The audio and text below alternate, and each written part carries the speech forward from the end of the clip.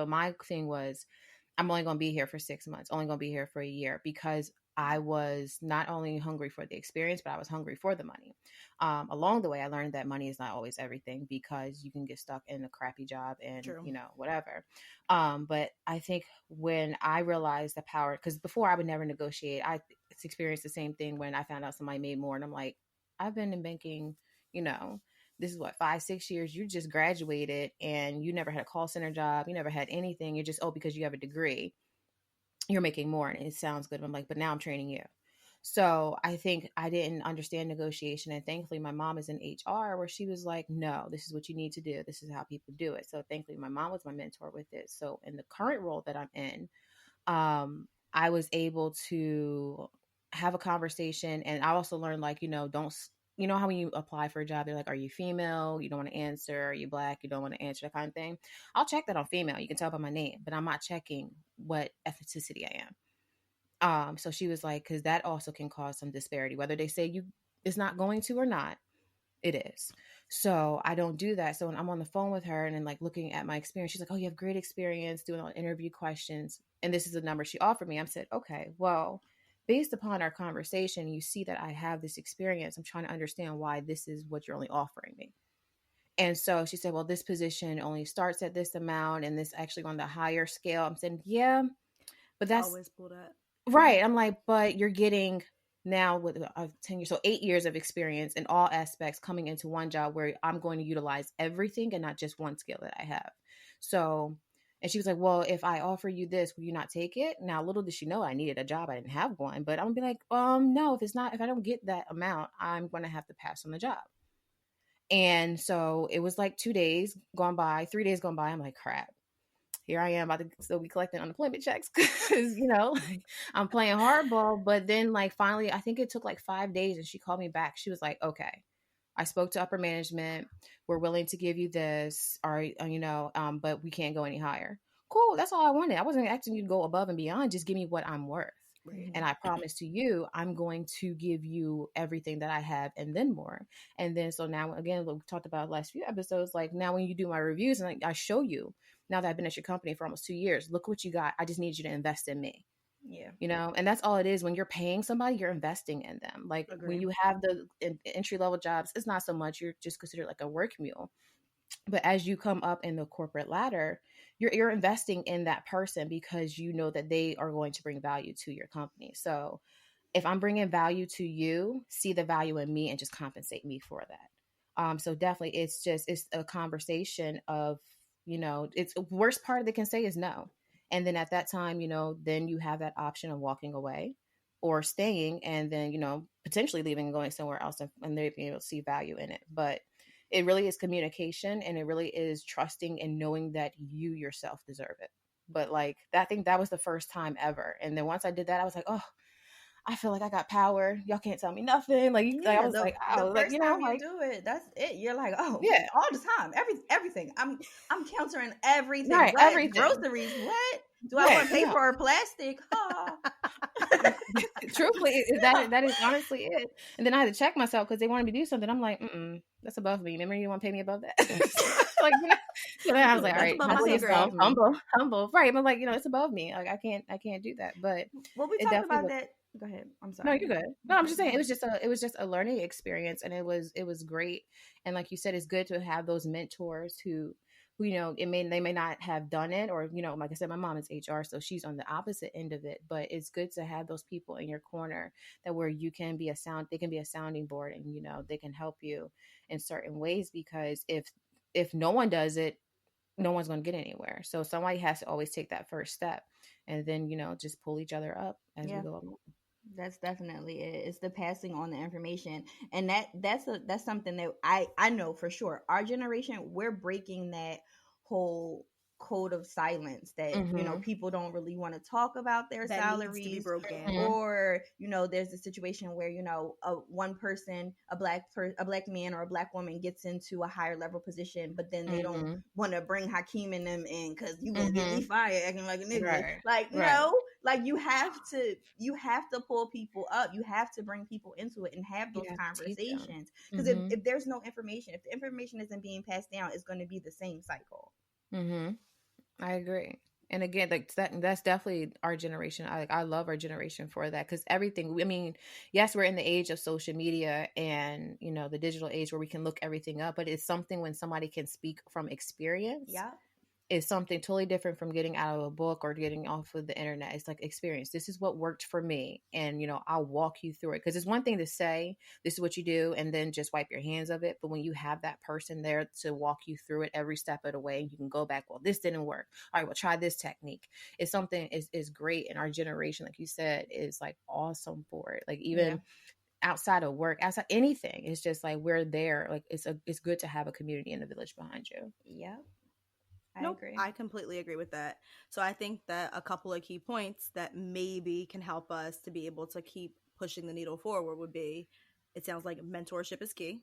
Mm-hmm. Absolutely. Utilizing your resources. I think sometimes people underestimate how important it is to have a strong network. So LinkedIn is more than just reposting articles and getting likes on saying that you did this volunteer activity. I think that the power of LinkedIn is real, and sometimes people probably don't take it as seriously as they should. I know I do. Like, I want people to know, like, these are the things that I'm doing at work.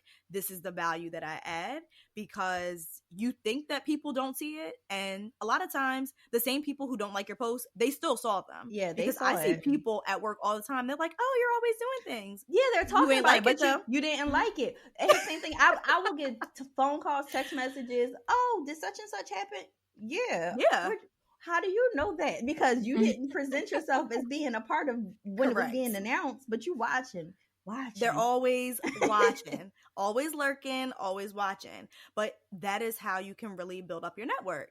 Yeah. And I think sometimes it's important too to follow people that you admire. If you can find people who are doing what you want to do, especially if it's in your space and they're being successful at it, they don't always have to be the top dog. But as long as it's someone who is presenting themselves in a way that, like, I like to choose people who I can see myself in. So if I can connect with that, I'm like, I can take that route too. Why not connect with them? And they might be able to give you valuable information on how they negotiate. Because honestly, negotiating is a little uncomfortable. Like, I know it that is. it can be done, but it's not a comfortable space to put No, yourself in. it's like It's buying kind a of like car. you're I trying don't to do sell it. someone on how great you are. Mm-hmm. It's challenging, and trying to tell someone to give you more money. So if you can find resources that you can tap into and leverage, and they can tell you how they did it, these are the pitfalls that they might have hit, I think you should definitely still tap them. I think that Jen mentioned, and also Toya, we live in the age of the internet. There are websites where maybe it's not 100% accurate, but like Glassdoor, don't think that Glassdoor steers you wrong. It gives No, you a it's nice so range accurate. Yes, that is please pretty check out the accurate. range. Yes. So if you check that range before you actually sign the offer letter, that's going to tell you right then and there if they're even in the ballpark or if they're trying to undercut you. And then ask for more. Yeah, Yes. definitely, because that's the range. I'm It sorry depends for on. letting you know. No, Yes. Ask it depends on for more. region. It depends on if they're male. Like, they break down every statistic that you can possibly imagine, and it's And not. that's for It's free. not I can only it's for imagine if you free. pay for it, what you get. When I That log is on the free Glassdoor, that's version. the first thing I check. Yep. I don't care about anything. That's the first thing I absolutely check, and that's how, again, I knew with this position I'm in currently, like, y'all trying to play me. No. Like, y'all trying to play me. No, I try think it's again. easier to negotiate really hard in the beginning, like when you're transitioning into a new company and a new organization, because that's okay, and that will be the baseline for any increases down the line. Prayerfully, you have an annual bonus that goes along with it. Yeah, do it really hard then, because when you're on the inside, they know They got you you. are already. Yeah. and they know your weaknesses, and you're going to constantly be, of course, trying to push yourself further. But then when you're on the inside, you have to also, you have more of an understanding too of the climate in the organization. Yes. How the operating costs might be a little bit different. You're like, oh, we're doing well here, but now is not the time for that type of increase that you're asking for. So go really hard when you're going in, and then make those connections with the finance guys. Yes. Get buddy. Like, Right. I used to say that at my old job all the time. I was like, yeah, because the finance guys, whenever I needed something, y'all tell me what's going on. I need to know what's happening. All right. Because You go to the people who make the money or have the money. Yeah, who's definitely. moving the money around all day long. Yeah. Oh, that's what Yes. it is. Thank Got And you. I think that's the biggest misconception is when you go into a new organization or position, it's like you're just supposed to sit and do your job. And then after a while, that's when you go make, your connections or your network. And like, no, day one, I need a mentor. Right. Day two, I want to sit with this person. Well, you haven't learned your job yet. Yeah, I'm a multitask. Yeah. Like I think that that's definitely important, which also, it's a buy-in for everyone. Like I know how to do this. If something goes wrong and my position is a little light on work, you can call on me and I Yeah. can help you do this. Yeah. So, I mean, and that also, speaks to your personality and to who you are. And don't think they're not looking. They are. Yes. They're always looking. So I think that's also a misconception. But we're not making no Huge. coffee. We talked about that. Ever. And Y'all no gonna coffee. be y'all be some coffee list folding. I'm gonna be all asleep in the corner. First of all, we have a Keurig. Put the pot in yourself. Like it's not even that hard. Put the pot in Wawa's yourself. right there. Like, get out of here. And I'm And not they're doing the and coffee at this order. point, they're making all the coffee for you. So you get the little Exactly. Starbucks Right. experience for the low. Hit that Wawa up. Okay. I don't even like coffee. If you think I'm about to get it for you, you are so wrong. I'm not ordering it for you. No. No. Never. So I think it's just important that we know to do our research. I think that is what it boils down to. You have to do your research and be honest with yourself, right? So I am not saying that everyone should now go and ask for the top of the range when they just entered this particular field. But at the same time, know that you have leverage. Don't undercut yourself, because Toya is 100% right. If you come in thinking that you're just going to get your foot in the door and then they're going to give you these huge increases year over year, you're going to be sadly disappointed, because you will be lucky if they give you 3%, because they play games all the time. Yeah, so you got to get it right. You just got to get it right from the rip. My money. Yes. Okay, Rihanna's out here doing great things. We can talk about it. Bitch, better have my money. Money. Okay, money. Right now. Money. Right now. So I am hoping that each one teach one too. I think that I say that all the time, but I really, really believe it. I think that when you figure out how to do it just a little bit better, if someone comes to you and kind of talks about their experience or the nervousness that they have around asking for money or negotiating, make yourself available to be able to have those conversations, because at some point you are probably going to need to have that same conversation. As you go through the ranks, it's probably going to get a little harder and a little harder and a little harder, because you're asking for big dollars now. So big bank take little bank. Make sure you just get it right from the rip and do your research. That way no one can undercut you. And I know that there are different programs. I know that last year, because I don't know if it's the same day every year, but last year, August 22nd, was the the Women's National Pay Day. So it's the August 22nd is the day that it takes for women to actually break even. Think about that. You've worked until August 22nd. 8 months. So you're almost 9 months in. Almost 9, right. You had to work that long to just make the same equivalent amount that Ted is making. I can't Why? Ted.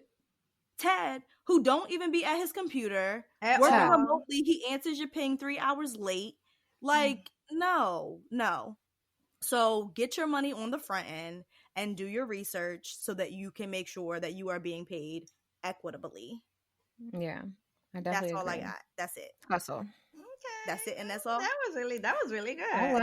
This might be honestly, this might be my favorite episode, and that might be because I'm super clear right now because I'm over here cutting my rosé with sparkling water. I'm still taking my tequila. I have to be honest. I can't drink no more wine. So before we hop into the next, thank you, Shanice. That was beautiful. That was awesome. That was awesome. But before we hop into the next segment, which is my faves. COVID-19 really came in here and did a whole lot. So I live in the state of Pennsylvania at the moment, and these two ladies live in Delaware, and all of our wine and spirit stores are closed. So you can literally only go to the market to get beer and wine. I can't take another wine, y'all. Like we tried to get her a care package. I told you I will meet you at the state line. Just want like some gin. Like no, I'm serious. I will go. I mean, I already had planned on making a run today for the weekend. I will meet you at the state line and be like, yo, it takes so much wine to drink to like get where I need to get full. And then my stomach hurts, my head hurts. It's just too much. You know what? Also, I get sleepy with red Yes, wine. like, this Once is the I start worst drinking